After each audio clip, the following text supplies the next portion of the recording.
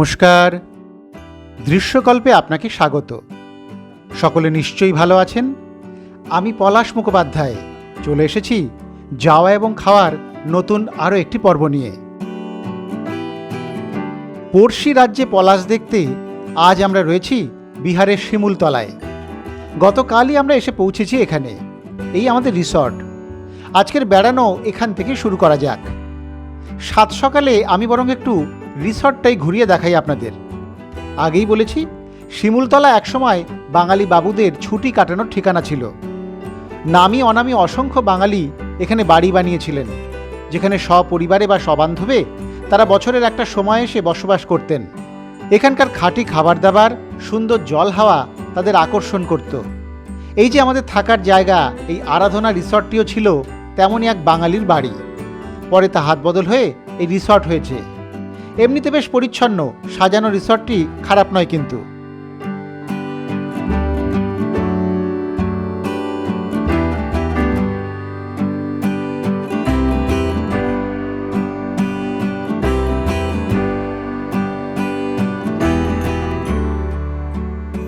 রিসর্টের ছাদে উঠে সকালবেলা বেশ ভালো লাগলো।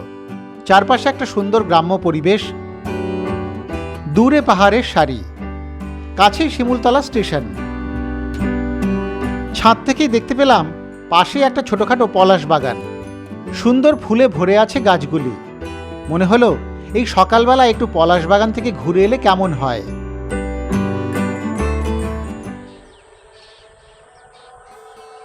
যেমন ভাবা তেমন কাজ। চলে এসেছি পলাশ বাগানে। আমাদের রিসর্টের ঠিক পিছনেই বাগান। সুন্দর পলাশ ফুল ফুটেও আছে। মুগ্ধ হয়ে দেখছিলাম সেই পলাশের শোভা।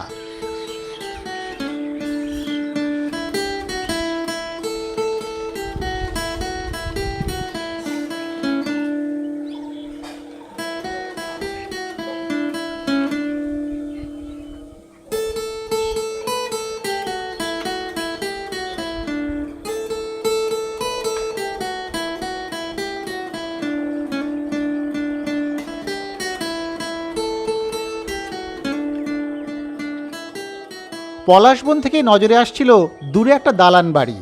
মনে হয় এটাও বাঙালি বাবুদেরই বাড়ি হবে। জঙ্গলের মধ্যে দিয়ে চলে গিয়েছে পায়ে চলা পথ। সেই পথ বেয়ে এগোলাম সামনের দিকে। ও মা, এদিকে তো আরও পলাশ গাছ, ফুলে ভরে আছে একেবারে। মাটিতেও পলাশের রক্তিম গালিচা। এদিকটা একটা স্কুল রয়েছে, ক্লাস শুরু হবে বোধহয়। তাই ধীরে ধীরে কচিকাচার ভিড় বাড়ছে এই সকালবেলাতেও। একটু একটু করে ভরে গেল এলাকাটা।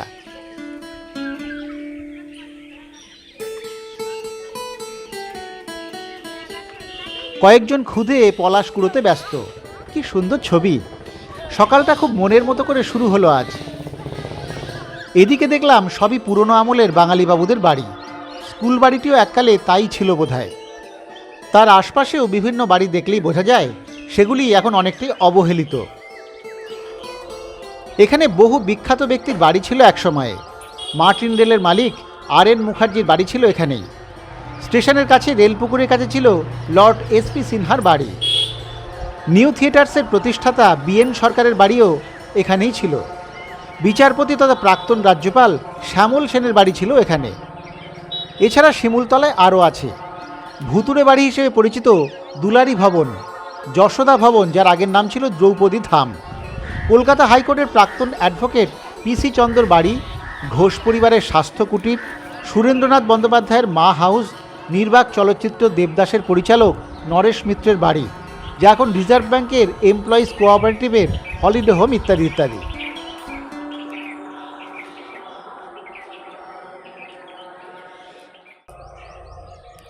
শিমুলতলা মানেই কিন্তু বাঙালির কাছে একটা অন্য আবেগ, একটা স্মৃতি মেদুরতা, একটা অন্যরকম ভালোবাসার জায়গা। একসময় তো এখানে বাঙালিদের একটা ব্যাপক আধিপত্য ছিল। এই যে পড়ে থাকা সমস্ত বাড়িগুলো তারই প্রমাণ দেয়। বাঙালি আর হয়তো খুব বেশি এখানে সেভাবে থাকেন না। অধিকাংশ জায়গাতেই এই পুরো বাড়িগুলি কোনোটা পরিত্যক্ত, কোনোটা হয়তো কোনো রিসর্টকে দিয়ে দেওয়া হয়েছে, আবার কোনোটা স্কুল হয়েছে, দেখলাম সামনে একটা স্কুলও হয়েছে। কিছু কিছুতে হয়তো পরিচারকরা থাকেন। এইভাবে বাড়িগুলি রয়ে গিয়েছে।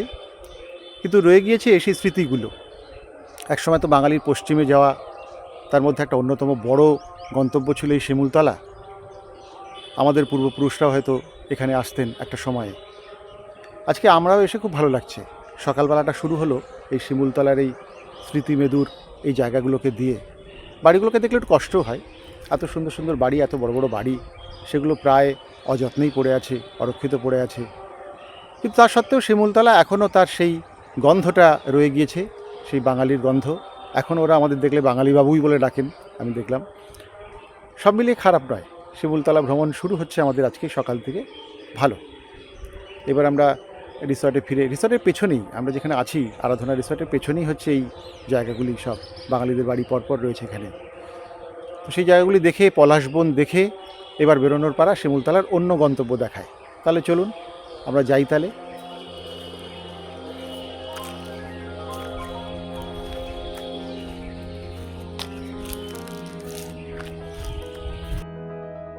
সব বাড়ি আলাদা করে দেখা সম্ভব নয়, তাই দিনের শুরুতেই কাছাকাছি থাকা বাঙালির ফেলে যাওয়া সাম্রাজ্যে একটু ঘোরাঘুরি হয়েই গেল। শিমুলতলায় বাকি ঘোরাঘুরির মাঝে আরও দেখা হয়েই যাবে এমন বিভিন্ন বাড়ির সঙ্গে।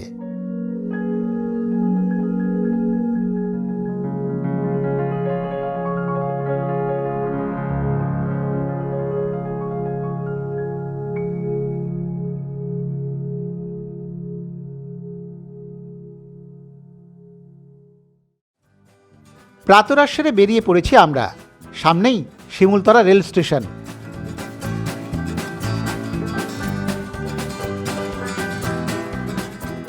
কি সুন্দর পলাশ গাছ হয়ে আছে স্টেশনের সামনেও।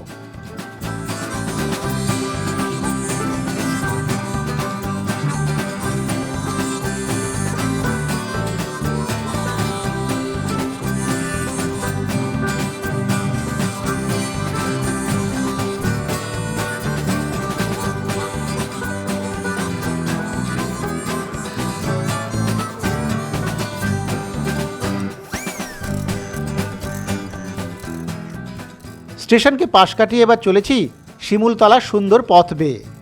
আমাদের প্রথম গন্তব্য হবে একটু দূরে ধারারা ফলস, তাই এবার ধরে নেব বড় রাস্তা।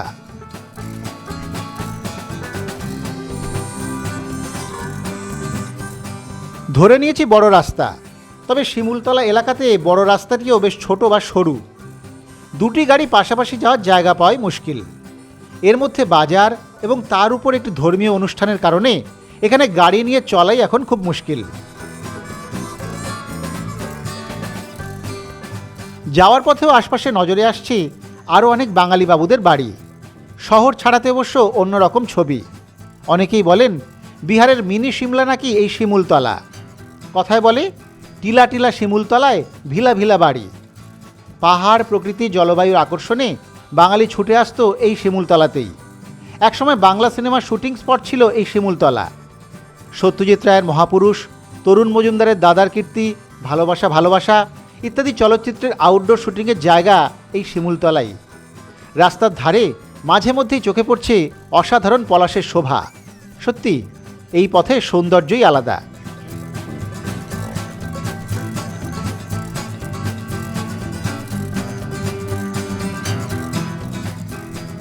কথা বলতে বলতেই চলে এসেছি আমরা শিমুলতলা থেকে ভৈরগঞ্জে। সামনেই এবারে বড় রাস্তা ছেড়ে বাঁ দিকে ঢুকে যাব আমরা।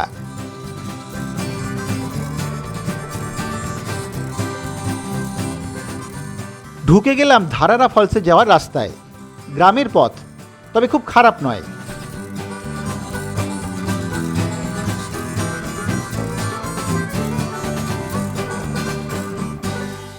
এই পথে সামান্য এগোতেই পড়ল টেলবা নদী। এবারে একটু দাঁড়াতেই হলো। এক অসাধারণ সুন্দর জায়গা। এমনিতে এইসব পাহাড়ি বা মালভূমির নদীর একটা আলাদা সৌন্দর্য থাকেই। এখানে নদীর ধার দিয়ে পলাশের বিস্তার সেই সৌন্দর্যকে আরও কয়েকগুণ বাড়িয়ে দিয়েছে। ভারী চমৎকার লাগছিল জায়গাটা।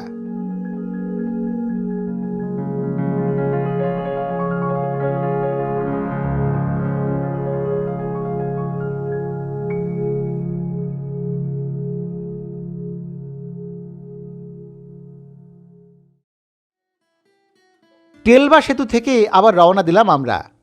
আবার সেই পথের ধারে মনমোহিনী সৌন্দর্যের ডালি সাজিয়ে রয়েছে পলাশের দল। মনে হচ্ছিল এই পথ যদি না শেষ হয়।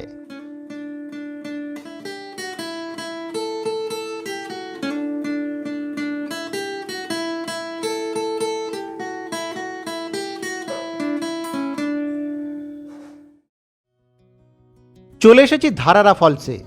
টিলার উপর ছোট্ট দুই একটা মন্দির, আর পিছন দিকে নেমে গেছে বিস্তীর্ণ নদী উপত্যকা ধারারা। জায়গাটা এমনিতে বেশ নিরিবিলি নির্জন, তবে বেশ রোদ এখন। বটের ছায়া গাড়ি রেখে আমরা এবার একটু নজর দিলাম আশপাশের প্রকৃতির দিকে। টেলবা নদী এঁকে বেঁকে বয়ে গিয়েছে। যাওয়ার পথে এখানেই দেখা মেলে ধারারা বা ধরোহরা ফলসের। বর্ষায় জলে ভরে ওঠে, কিন্তু এখন বসন্তের সময় নদীটি শীর্ণ। প্রায় 150 সিঁড়ির ধাপ পেরিয়ে নামতে হয়। বাকি দুজন ওপরেই রইল। যথারীতি আমরা পিতা পুত্রেই সিঁড়ি ভাঙার কাজটা বেছে নিলাম।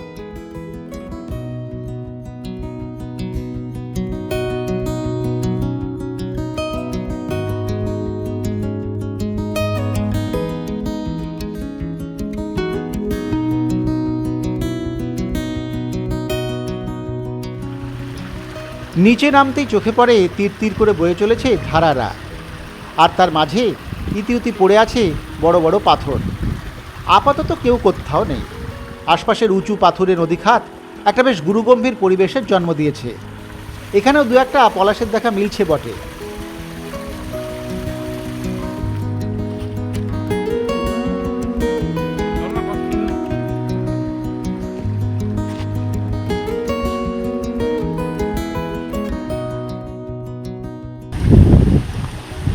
ধারারা ফলসে এলাম, খুব যে আশা নিয়ে এসেছি তা কিন্তু নয়। আসলে এই সময়টা জল কম থাকে, সেটা আমরা জানতাম। ধারারা ফলসেও জল খুব একটা থাকবে না, খুবই শুকনো। দেখালাম তো একবারে সামান্য ঝিরিঝিরি জলধারা। তবে হ্যাঁ, জায়গাটা কিন্তু আমার দারুণ লেগেছে। বিশেষ করে ওই যে শিমুলতলা থেকে ধারারা আসার যে পথ, সেই পথে এত পলাশ, চোখ এবং মন দুটোই ভরে গেছে দেখে। তারপরে এই জায়গাটাও নির্জন, এত বড় বড় পাথর, অর্থাৎ উপলখণ্ডের সমাবেশ। এটা যদি জল থাকতো একটা অন্যরকম হতো, এখন জল নেই, সেটাও কিন্তু একটা অন্যরকম সৌন্দর্য। সব মিলিয়ে খুব উপভোগ করছি। মানে ধারারা ফলসে আমাকে অনেকে বলছিলেন যে গিয়ে কোনো লাভ নেই, এখন জল পাবেন না, কিন্তু এই সৌন্দর্যটাও দেখবার মতো। যার চোখ থাকে সে সব কিছুতেই সৌন্দর্য খুঁজে পায়। আমারও কিন্তু এই জায়গাটা দারুণ লেগেছে। আপাতত আমরা আছি, আমরা দুজনে নেমেছি নিচে। খুব সুন্দর ঝিরিঝিরি জলধারার একটা আওয়াজ, সেটা কানে আসছে। ভালো। আমরা এখান থেকে এবারে আস্তে আস্তে শিমুলতলা ফিরবো, ধারারার সঙ্গে খানিকটা সময় কাটিয়ে।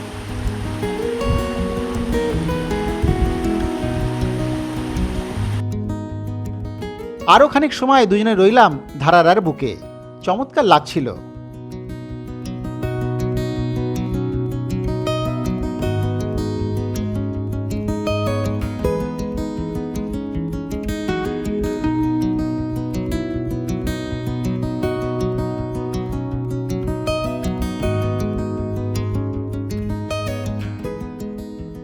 যাই হোক, আমাদের আরও গন্তব্য রয়েছে আজ। তাই তো এবারে রওনা দিলাম এখান থেকে। এই জায়গাটা অনেকটা টেবিল টপের মতো। অনেকটা জায়গা টিলার ওপরে বেশ সমান। সেখান দিয়েই গাড়ি চলল ফিরতি পথে। ঠিক হলো আমরা এখান থেকে সরাসরি লাট্টু পাহাড়ের দিকে যাব। সেই মতো গুগলের দেখানো পথ দিয়েই এগোলাম আমরা।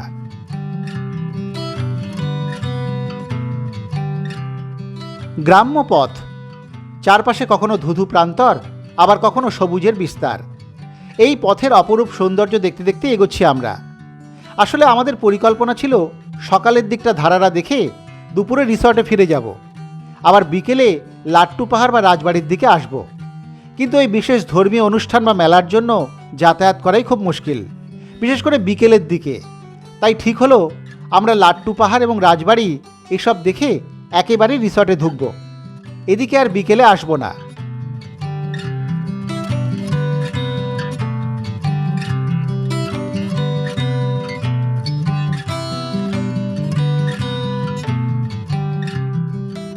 আপাতত ধরে নিয়েছি রামকৃষ্ণ মন্দিরে যাওয়ার পথ। নিতান্তই কাঁচা পথ, জঙ্গলের ভেতর দিয়ে। সেই পথেই আমরা চলেছি রামকৃষ্ণ আশ্রমের দিকে।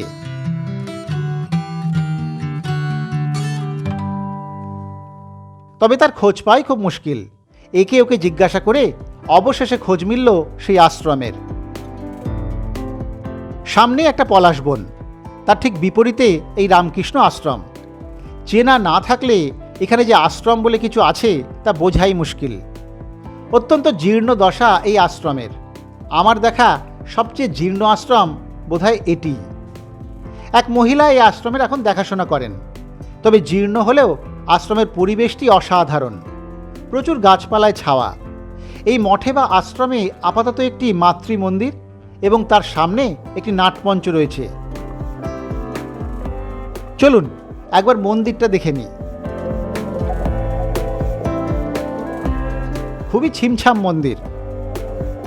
ভিতরে রামকৃষ্ণদেবের মূর্তি মাঝে, তার দুপাশে একদিকে সারদা মা এবং অন্যদিকে স্বামী বিবেকানন্দের মূর্তি রয়েছে।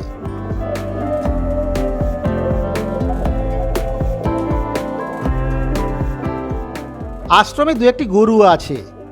সেই দিদি আপাতত গরুদের পরিচর্যাতেই ব্যস্ত। উনি একাই থাকেন শুনলাম এখানে।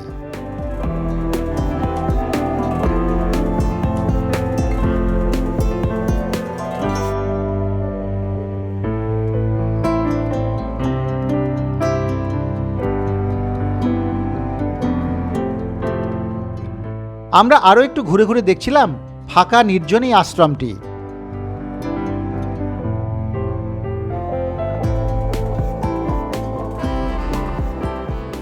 আশ্রমের পাশে একটি ছোট্ট ঘরে রয়েছে বিবেকানন্দের একটি পূর্ণাবয়ব মূর্তিও।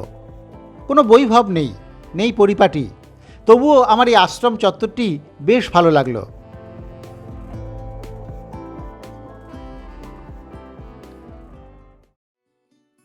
রামকৃষ্ণ আশ্রমের সামনে থেকেই দেখা যায় লাট্টু পাহাড়। শিমুলতলায় এই লাট্টু পাহাড় বিখ্যাত। ছোট্ট টিলা, কিন্তু দেখতে খুব সুন্দর, বেশ আদুরে। এবারে যাব সেই লাট্টু পাহাড়ের দিকেই। রওনা দিলাম আশ্রম চত্বর থেকে। পলাশের বনের মধ্যে দিয়ে চলেছি লাট্টু পাহাড়ের দিকে। মাটির পথ এদিক ওদিক করে নিয়ে যাচ্ছে আমাদের। এই পথে খানিকটা গিয়েই ওই তো সামনেই লাট্টু পাহাড়। পাহাড়টিকে দূর থেকে দেখে মনে হয় ঠিক যেন উল্টো হয়ে একটা খেলনা লাট্টু দাঁড়িয়ে আছে। তরুণ মজুমদারের ভালোবাসা ভালোবাসা সিনেমার প্রথম দৃশ্যেই দেখা যায় এই লাট্টু পাহাড়ের মনোমুগ্ধকর সূর্যোদয়। এবারে চলুন লাট্টু পাহাড়ে ওঠা যাক।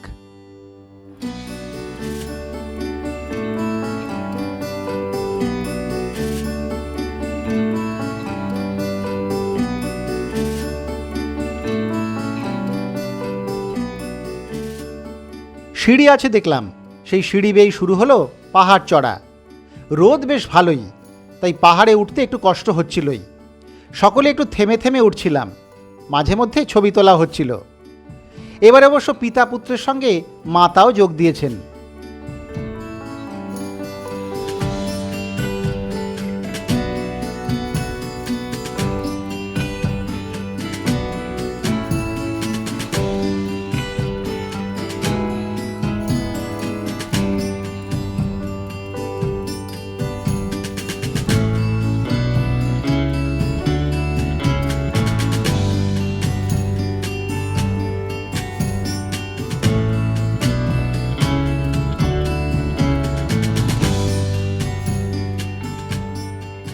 পাহাড়ের একদিকে ভাঙাচোরা একটা প্রাসাদ। এই প্রাসাদ শিমুলতলার পরিচয় চিহ্ন। লাট্টু পাহাড়ের ওপর থেকে ওই পরিত্যক্ত প্রাসাদ, উঁচু নিচু উপত্যকা, পিছনে পাহাড়ের সারি আর পাশে একটা জলাশয় মিলে অপূর্ব এক দৃশ্যকল্প তৈরি করেছে। প্রকৃতি যে এক নিপুণ শিল্পী, সেটা লাট্টু পাহাড়ের ওপর থেকে বেশ বুঝতে পারা যায়।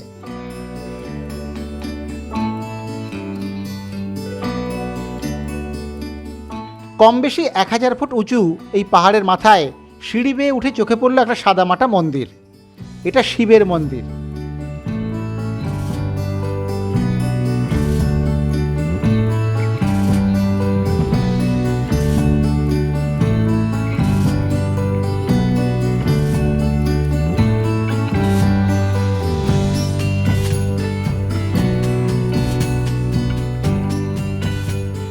লাট্টু পাহাড়ের চূড়া থেকে চারপাশটা অদ্ভুত সুন্দর লাগে। নিচে পলাশের পরিপাটি সংসার দৃশ্যপটের সৌন্দর্য আরও খোলতাই করেছে যেন। রোদ থাকলেও মৃদু বাতাস আর এমন মনোরম পরিবেশের মেলবন্ধন লাট্টু পাহাড়ের সৌন্দর্য কয়েক গুণ বাড়িয়ে দেয়। এখান থেকে পরিষ্কার দেখা যায় শিমুলতলা রাজবাড়ি এবং তার চারপাশ। দেখলে মনে হবে যেন রাজবাড়ি আর লাট্টু পাহাড় দুই পুরনো বন্ধুর মতো কত যুগ ধরে ফিসফিসিয়ে গল্প করছে।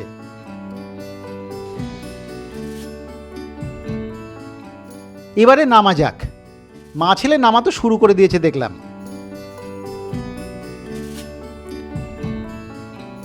ভেবেছিলাম লাট্টু পাহাড়ে এসে সূর্যাস্তটা দেখব, বেশ পাহাড়ের মাথায় বসে, এবং এই জায়গাটা দেখে মনে হচ্ছে সেটা খুব ভালো হতো। কিন্তু মানুষ ভাবে এক, হয় আর এক। আসলে এই দিকটা আসার সময় দেখলাম যে এখানে একটা বিরাট নামযজ্ঞ চলছে, সেই উপলক্ষে একটা বড় মেলাও বসেছে। ছোট জায়গা তো, এখানে এরকম খুব একটা হয় না। তো সেই উপলক্ষে প্রচণ্ড ভিড়, রাস্তাঘাটে সাংঘাতিক অবস্থা, প্রচণ্ড জ্যাম। গাড়ি নিয়ে এপাশে আসতেই আমাদের প্রায় ঘন্টা দেড়েক দুয়েক সময় লেগে গিয়েছে। ফলে একটু পরিকল্পনা বাতিল করতে হলো। মানে আবার বিকেলে আসা। প্রথমে ভেবেছিলাম ধারারা ফলসটা দেখে আসবো এখানে, তো সেটা যেতে গিয়ে এই ভিড়টা দেখলাম। শেষ পর্যন্ত আমাদের এই ভর দুপুরেই আসতে হলো লাট্টু পাহাড়ে। আমরা এই ভরা জ্যোৎস্নায় লাট্টু পাহাড় দেখলাম। আর তার পাশেই আছে শিমুলতলা রাজবাড়ি, বিখ্যাত শিমুলতলায়, যেটা আসলে না দেখলেই নয়। সব মিলে এমনি জায়গাটা খুব সুন্দর, অসাধারণ। রোদ্দুর আছে, গরম আছে, তার সঙ্গে সঙ্গে একটু মেঘলা মেঘলাও আছে। কিন্তু যেটা সুবিধা সেটা হচ্ছে হাওয়া আছে, একটা বেশ সুন্দর একটা হাওয়া, দারুণ। এই ওপর থেকে এই নিচটা খুব সুন্দর দেখতে লাগে, সেটা আমরা উপভোগ করছি। আর এখান থেকে আরও একটা দ্রষ্টব্য, আমরা তো যাব শিমুলতলা ঘোরা তো মোটামুটি আমাদের মাঝামাঝি পর্যায়ে। তাহলে নিচে নামি, একটু খেদের কথা বললাম। এখানকার রাস্তাঘাট ভীষণ সরু, জানেন তো, শিমুলতলার সবকটা রাস্তায় দেখলাম খুব সরু। মানে একটা গাড়ি আসলে আর একটা গাড়ির পাশ দেওয়া মুশকিল। এখন কিছু করার নেই, ছোট জায়গা, আস্তে আস্তে এখন উন্নত হচ্ছে। রেল স্টেশন তো বিরাট করে হয়েছে। তো আমাদের এই শিমুলতলা ঘোরা জারি রয়েছে। এখন আমরা আস্তে আস্তে এই লাট্টু পাহাড় থেকে নেমে রাজবাড়ির দিকে যাব। ওই দূরে রাজবাড়ি দেখা যাচ্ছে।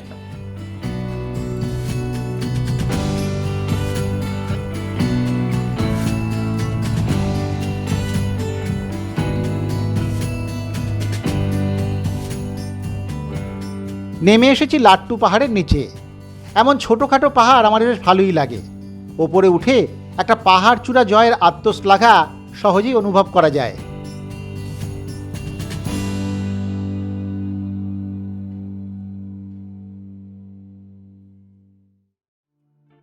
রওনা দিলাম লাট্টু পাহাড়ের নিচ থেকে, যাচ্ছি শিমুলতলা রাজবাড়ির দিকে। যে রাজবাড়িটা আমরা পাহাড় থেকে দেখতে পাচ্ছিলাম সেখানে। এখান থেকে গাড়িতে 2 মিনিটের মতো পথ, তবে মাটির রাস্তা।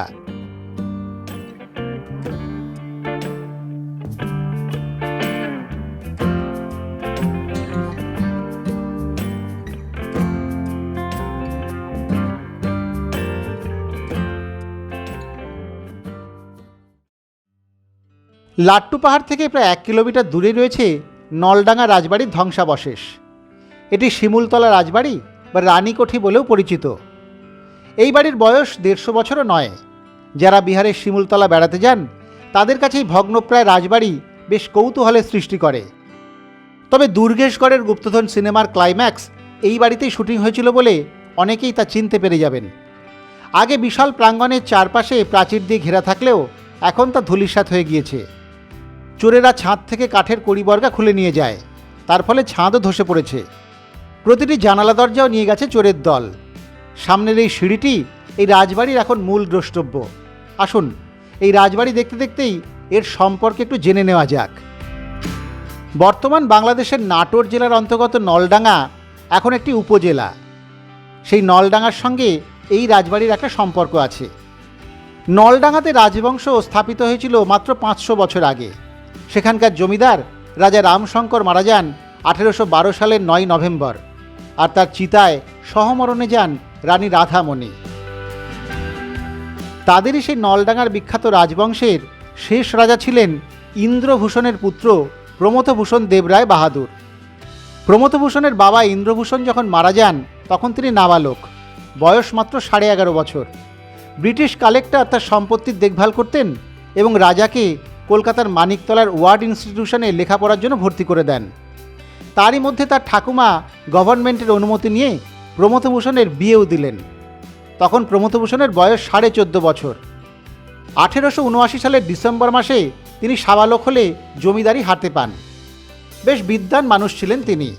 নিজের সম্পত্তির পরিমাণও অনেকটাই বাড়িয়েছিলেন। নানান জায়গা ঘুরেছেন। তিনি অত্যন্ত বিদ্যোৎসাহী পুরুষ ছিলেন। চতুষ্পাঠী একটি ইংরেজি স্কুল, চিকিৎসালয় ইত্যাদি স্থাপন করেছিলেন। তার পিতার নামে যশোর স্কুলে একটি বৃত্তি এবং দর্শন চর্চার জন্য মায়ের নামে আরও একটি বৃত্তির ব্যবস্থাও করেছিলেন। রাজপথ নির্মাণ, সেতু নির্মাণ, জলাশয় স্থাপন ইত্যাদি বিভিন্ন জনদারদী কাজেও বিপুল অর্থ দান করতেন। প্রমথভূষণ বিহারের শিমুলতলায় এই প্রাসাদ বানিয়েছিলেন হাওয়া বদলের উদ্দেশ্যে।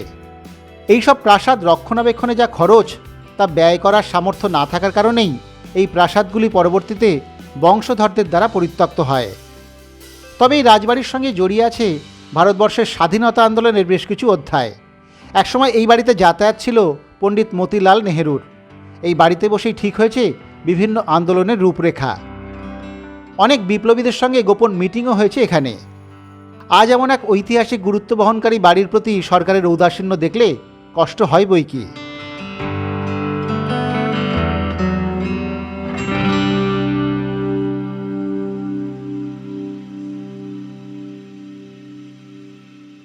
রাজবাড়ি এখন ধুধু প্রান্তরে।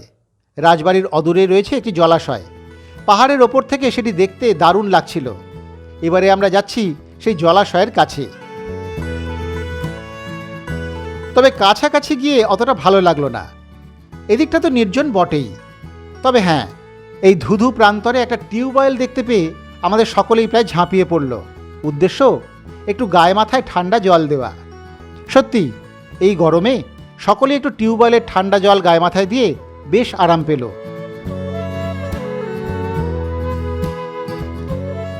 আমিও বাদ থাকি কেন, মুখে একটু জলের ঝাপটা দেওয়া যেতেই পারে।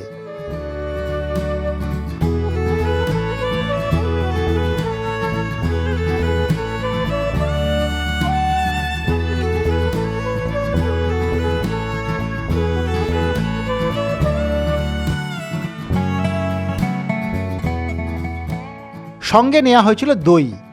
এবারে মনে হলো এখানে সেই দইয়ের সদ্গতি করা যাক। খেজুর গাছের ছায়ায় দাঁড়িয়ে এবারে শুরু হলো সকলের দই খাওয়া। স্থানীয় একটি ডেয়ারির মিষ্টি দই, খুব দারুণ বলবো না, তবে এই গরমে তা বেশ ভালোই লাগছিল। একটা কথা মনে হচ্ছিল, এই জায়গাটায় বেশ সকালের দিকে বা বিকেলের দিকে এলে আরও সুন্দর লাগতো বোধহয়। আমরা ভেবেওছিলাম আসবো, তবে সেটা আর হয়নি।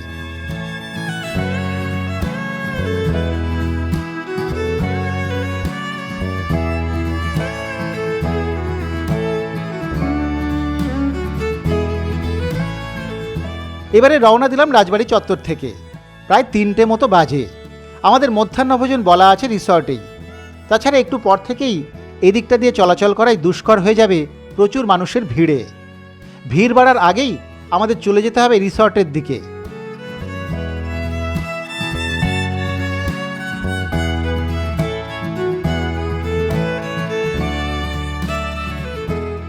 এই পথ দিয়েও যেতে যেতে দেখলাম এদিকেও কিন্তু বেশ কিছু বড় বাড়ি আছে বাঙালিদের তৈরি। অর্থাৎ গোটা শিমুলতলা জুড়েই ছড়িয়ে ছিটিয়ে রয়েছে বাঙালিদের ফেলে যাওয়া স্মৃতি।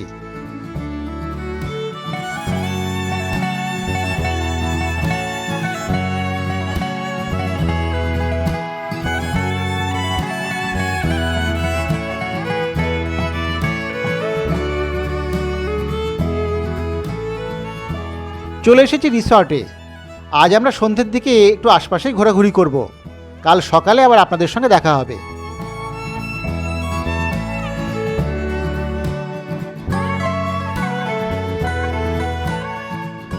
পরের দিন সকালবেলা আমরা আজ শিমুলতলা থেকে কলকাতায় ফিরব। প্রাতরা সেরে তাই এবারে বেরোনোর পালা। গাড়িতে মালপত্র তোলা হচ্ছে। এখান থেকে কলকাতা যেতে প্রায় 7 ঘন্টা সময় লাগবে বলছে আমাদের গুগল দাদা।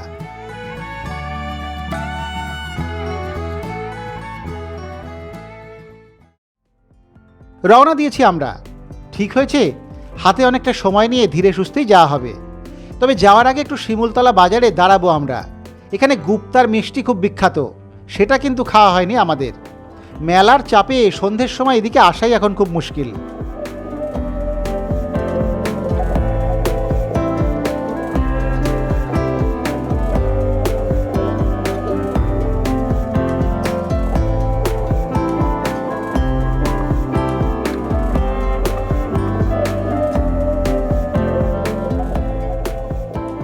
শিমুলতলা স্টেশনের গায়েই বাজারে দোকান এই গুপ্তাজির। খুবই ছোট্ট দোকান, তবে এর মিষ্টির খ্যাতি এই তল্লাটে ব্যাপক। কিন্তু কপাল খারাপ, মেলার ভিড়ের কারণে সব মিষ্টি শেষ, দোকানে কিচ্ছুটি নেই। আবার তৈরি হবে সেই সন্ধেবেলায়, কিন্তু আমাদের তো ফিরে যেতেই হবে। অগত্যা আবার কোনো এক সময় এসে খাওয়া হবে বলে মনকে সান্ত্বনা দিয়ে ফের বাড়ির পথ ধরা। আমাদের ফেরার পথও প্রায় একই। এখান থেকে যোশীডি হয়ে জামতাড়া, সেখান থেকে চিত্তরঞ্জন হয়ে আসানসোল, আসানসোল থেকে তো সোজা দুর্গাপুর বর্ধমান হয়ে কলকাতা। রাস্তা যথারীতি সুন্দর পলাশে ছাওয়া, দারুণ দেখতে দেখতেই চলেছি আমরা।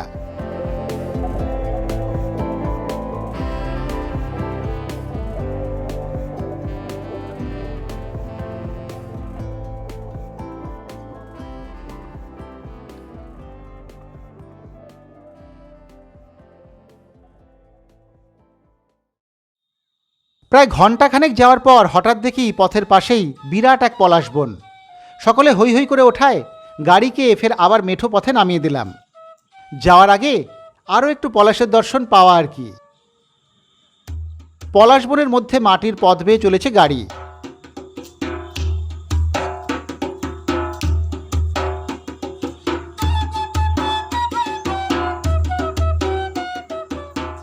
আঁকা বাঁকা খানিকটা গিয়ে গাড়ি থামলো একটা বট গাছের নিচে। নেমে দেখি যে সে বটগাছ নয়, এ একেবারে গ্রেট ব্যানিয়ান ট্রি। অসংখ্য ঝুড়ি নেমে বটগাছ অনেকটা জায়গা জুড়েই তার সংসার বিছিয়ে বসেছে।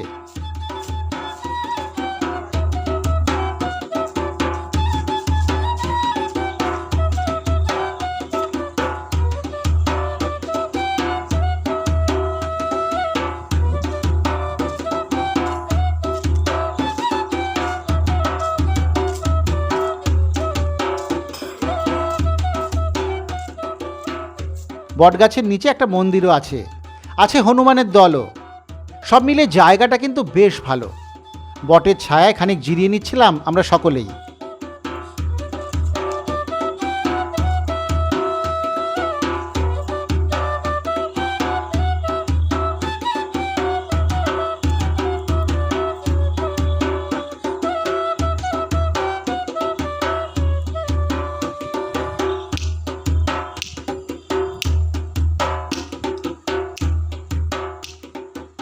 বটগাছের সামনেই সেই পলাশ বাগান।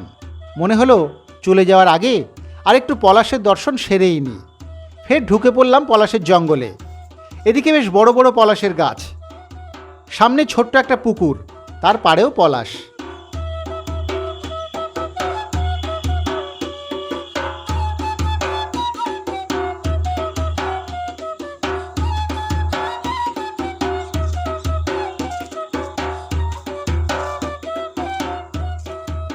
ওদিকে আবার গমের ক্ষেত, মৃদু বাতাসে গমের দোলায় পলাশের রঙিন শুভেচ্ছা, সব মিলে একটা ভালো লাগার পরশ।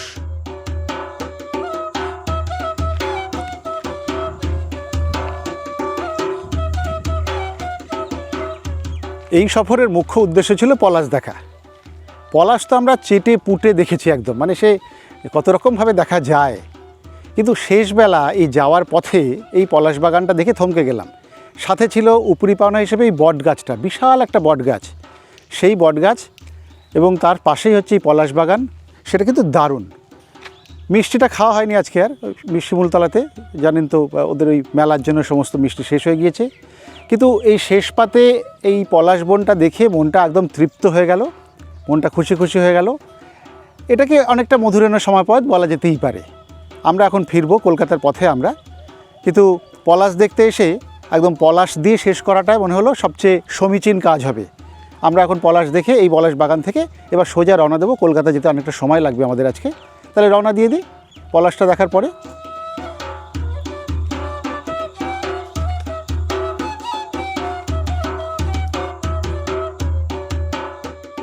শেষ পাতে পলাশের শোভা চেটেপুটে উপভোগ করে এবার বেরোনোর পালা।